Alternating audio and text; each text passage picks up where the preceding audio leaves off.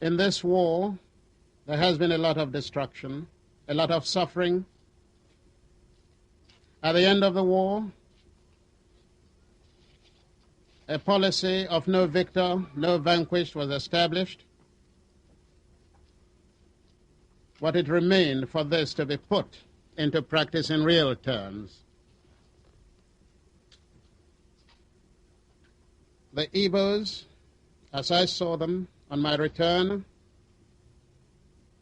would seem to suffer some disabilities still. In fact, those disabilities they see as punishment, continued punishment for participating in the war.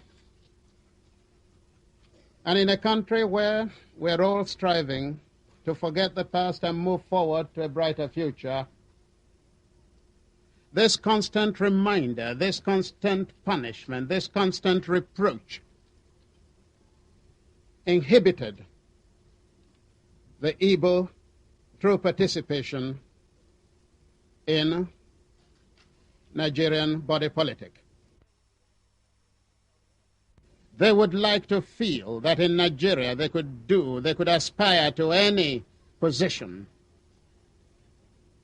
They would like to feel that there are no limitations to their contributive capacity in Nigeria. They would like to feel that they could be appreciated fully in Nigeria.